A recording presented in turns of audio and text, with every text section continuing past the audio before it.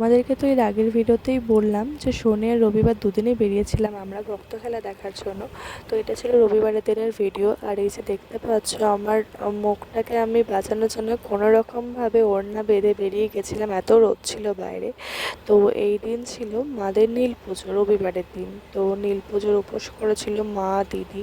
তো সেই কারণে আমি লস্যি বানিয়েছিলাম, আমি সবাইকে দিয়ে আমি নিজে একটু নিয়েছিলাম, যেহেতু মিষ্টি দেওয়া ছিল, চিনি দেওয়া ছিল, সেই কারণে আমি একটু খেয়েছি। আর এদিকে দিদি মেখেছিল সাবু সন্দেশ দিয়ে আর অনেক কিছু দিয়ে। তো তারপরে দুপুরে মা দিদির সাথে আমিও সাবু মাখা খেয়ে নিই। আর বাবানকে তো দেখতেই পেলে প্লাস্টিকের মধ্যে ঢুকে গেছিলো। তো যাই হোক, লুচি আলু পটলের তরকারি আমাদের হয়েছিল। তো রাতে সেটা খেয়ে নিই আর তারপরে বেরিয়ে গেছিলাম। আমরা যখন বেরোই তখন বাজছিল 11:30 রাত্রির।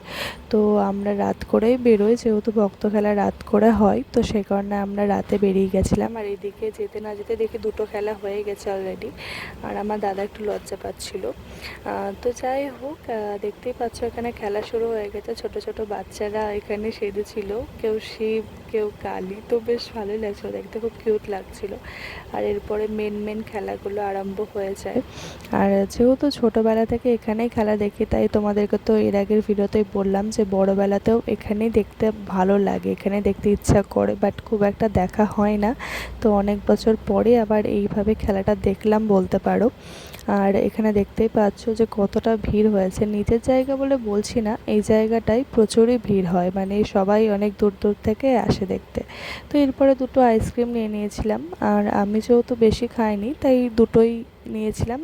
দি আর জিজু একটা খেয়েছিল, আমি আর আমার বড় একটা খেয়েছিলাম। তো এদিকে খেলা হচ্ছে দেখতেই পাচ্ছ। আর প্রচুরই ভিড়, তখন বাজছিল 12টা 12:30। তো আর কী বা বলবো, এরপরে চলে যাচ্ছিলাম বাড়ি। আর যখন বাড়ি যাচ্ছিলাম তখন বাজছিল 1:30। তো এই ছিল ভিডিও, টাটা বাই বাই।